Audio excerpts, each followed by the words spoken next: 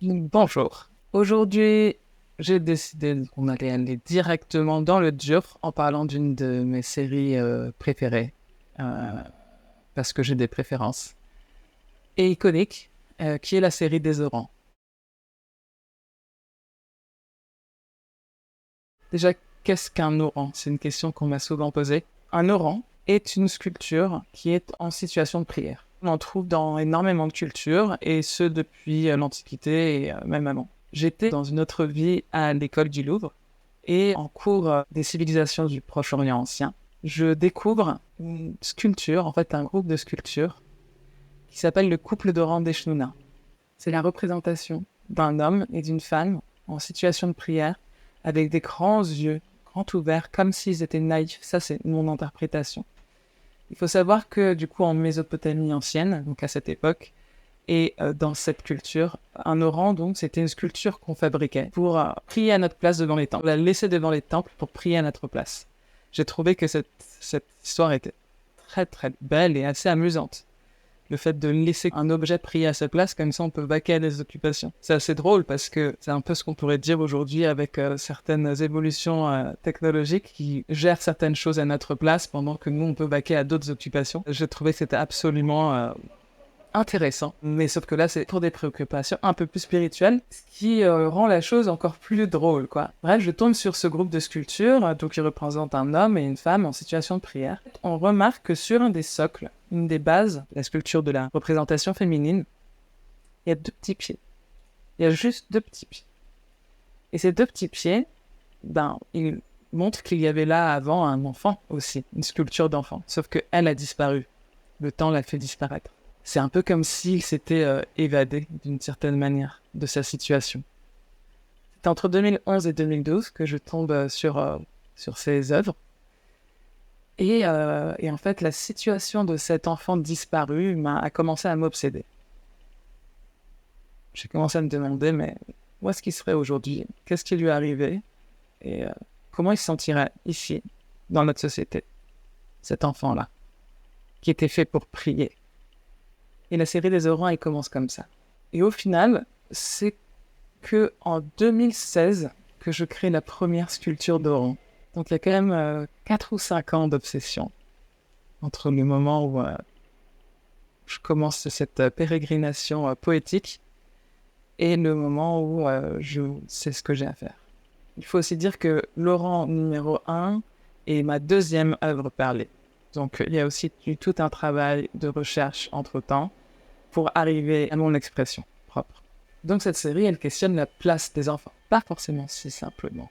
Dans mon travail, il y a toujours plusieurs couches de compréhension. Il y a un sujet qui est très important pour moi, c'est évidemment le bien-être des enfants. Je suis extrêmement touché par tout ce qui peut arriver de violence et d'injustice aux enfants. Les enfants sont des prières par définition. Ce sont des orants par définition. Ils croient en la vie, ils croient en ce que disent les adultes. Ils ont foi en eux intrinsèquement. Ce sont les fervents par excellence. Dans cette poésie, où j'imagine un enfant qui aurait traversé le temps pour arriver aujourd'hui dans ce monde actuel assez spécial, de manière plus intime, cette série, évidemment, elle parle de l'enfant intérieur.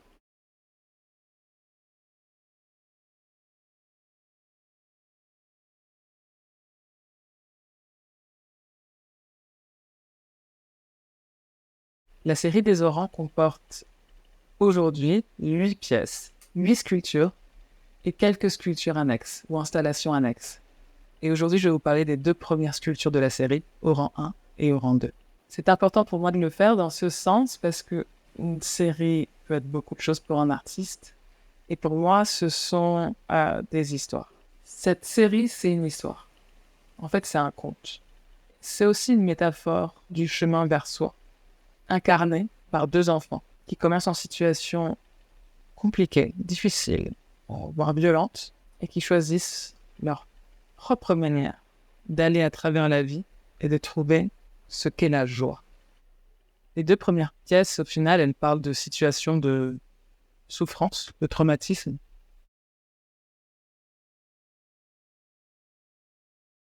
La première pièce de la série Tesoro, au rang numéro 1, est un petit garçon qui fait la planche dans le béton. J'utilise les symboles, les objets, les éléments, les matières. Tout est extrêmement symbolique pour moi. Tout a une signification propre. Le béton, en l'occurrence, il peut signifier énormément de choses. Ça peut être tout simplement le béton froid de nos trottoirs et de nos routes. Ça peut être le béton des bâtiments dans lesquels on juxtapose des gens comme si c'était des objets. Ça peut être le gris du ciel, le gris des émotions. C'est la froideur, en fait, le gris, le béton. C'est une absence de couleur, une absence de franchise. C'est flou. C'est une brouillard. Il n'y a rien de stable pour moi dans ce qu'évoque finalement le béton. Et du coup, ce petit garçon, il fait la planche dans le béton au lieu de faire la planche dans l'eau. C'est dans l'eau qu'on fait la planche, c'est dans la mer. C'est dans toute l'abondance, la vie, la fertilité de l'eau. Jouir de l'eau, du fait qu'on peut boire, nager, qu'on peut sauter dans l'eau, c'est ce que les enfants font normalement. Sauf que ce petit garçon-là, il n'a pas ce droit-là. En tout cas, il n'a pas cet environnement-là. Alors évidemment, il faut absolument jamais être littéral quand on écoute un artiste parler de son art. Tout ça ne sont que des métaphores. Ce petit garçon, il représente un enfant qui grandit dans un environnement froid, instable, où il n'a pas de place pour rêver, où il n'a pas de place pour s'exprimer. Il est coincé, il est enfermé, parce que le béton l'enferme. Le manque d'amour, le manque d'attention, l'absence, tout ça, ça crée cet environnement du béton. Il est bloqué, emprisonné, il est là, contraint éternellement à regarder ce qui se passe autour de lui, sans pouvoir bouger de sa condition. Car c'est ça d'être coulé dans le béton. Cette émotion-là, dont je parle à travers cette œuvre, d'injustice quand on est enfant et du coup d'incompréhension. Pour ajouter à ça que c'est un orant. Donc c'est un être qui est là pour prier. Qu'est-ce qu'il peut faire? Lui ne peut que prier dans cet enfermement. Quand on observe la sculpture de loin, on a pratiquement l'impression qu'il est mort. Mais quand on s'approche, on remarque qu'il a les yeux mi-clos. Il est toujours en train de regarder. Est-ce qu'il est en méditation? Est-ce qu'il est en train de partir? Est-ce qu'il est en train de s'éveiller? Ça, c'est libre d'interprétation. Mais il est là et il regarde.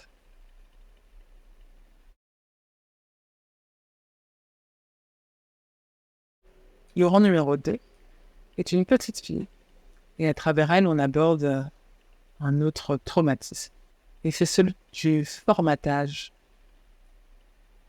Quand on regarde la pièce de face, on voit une petite fille avec un très beau voile blanc qui représente le sacré, la sagesse, dans énormément de cultures.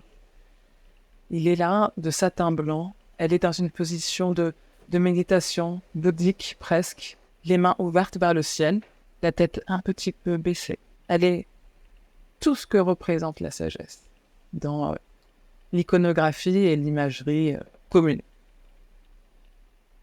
Sauf que lorsqu'on va derrière elle, petit à petit, on remarque quelque chose.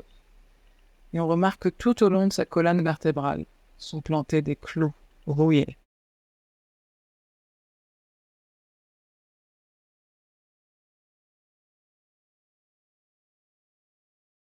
Il s'avère qu'au final, cette petite fille est dans une posture de sagesse parce qu'elle est maintenue par les clous qui forcent sa colonne vertébrale à rester dans cette posture. Les clous, c'est un objet merveilleux. Ça a été un plaisir de travailler avec des clous. Surtout ces clous-là, c'est assez drôle parce que ces clous-là, je les trouve, j'adore chiner, que ce soit en réalité, dans la vraie vie, IRL, ou que ça soit sur Internet. Et il me semble que, ça fait quand même un petit bout de temps, Laurent numéro 2, il date de 2018. Il me semble que ces clous-là, je les avais trouvés sur Le Bon Coin. En cherchant clous rouillés, je suis tombée sur un monsieur adorable qui vendait en fait les clous de propriété qu'il avait récupérés d'une de ses anciens domaines en province. Alors les clous de propriété délimitaient l'ancienne des terrains. Et il avait récupéré ces clous et il les vendait sur Le Bon Coin. Et c'était des clous, alors il m'a dit que c'était des clous du XVIIIe siècle. Moi, j'ai trouvé ça génial, que ça soit précisément du XVIIIe siècle. La France au XVIIIe siècle, quand même admettre qu'elle bâtit énormément sa richesse et donc ses constructions sur l'esclavage et la colonisation. Et je ne dis pas que c'était le cas du domaine de ce monsieur, mais ces clous représentent quelque chose. Et du coup, je récupère ces clous qui ont déjà une histoire, qui sont déjà chargés dans la terre du sol de ce pays depuis le XVIIIe siècle. Donc, il y a déjà quelque chose de très fort, d'autant plus fort que pour moi, ces clous, si je vais du coup de l'autre côté de la Méditerranée, et si je vais de l'autre côté du Sahara, dans énormément de cultures africaines, le clou, c'est celui qui te permet de jeter des sorts qui peuvent être positifs comme négatifs. C'est pour ça qu'on voit énormément de fétiches dans les arts d'Afrique, dans les arts anciens d'Afrique, qui sont cloués. Chaque clou est peut-être pas forcément un sort, mais une demande, une requête, un vœu. Et parfois un sort. Donc les clous sont des sorts. Et du coup, cette petite fille, qui finalement est vue comme un fétiche, se voit clouée pour répondre à des vœux qui ne sont pas les siens. Ces clous, qui sont des sorts, me font également penser au fait que les mots sont des sorts. Pour ceux qui sont intéressés par la psychologie de l'enfant, il est aujourd'hui bien connu et reconnu que les mots qu'on choisit et qu'on utilise pour parler à un enfant ou devant un enfant sont extrêmement importants. Ils peuvent le détruire psychologiquement, tout comme l'aider à s'épanouir. Les mots sont des sorts. Et pour ceux et celles qui font un travail aujourd'hui de guérison avec des psychologues, des psychiatres ou toute autre personne aidante, on va souvent bien chercher loin, bien loin, les paroles que certains et surtout nos parents, mais d'autres adultes aussi, ont pu nous dire et qui sont restés tellement ancrés dans notre pensée que c'est devenu notre fonctionnement et notre vision de nous-mêmes.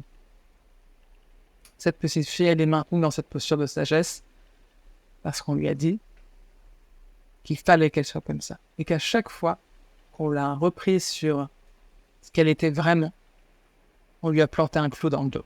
À chaque fois, on lui a jeté un sort. Cette posture de sagesse est factice. Et ce voile, il cache une terrible violence. Donc voilà, je vous laisse sur cette piste concernant les 2 premières pièces de la série des Orans. Dans de futures vidéos, je vais sûrement revenir sur d'autres niveaux de lecture par rapport à ces œuvres. En tout cas, j'espère vous retrouver pour la suite de l'histoire.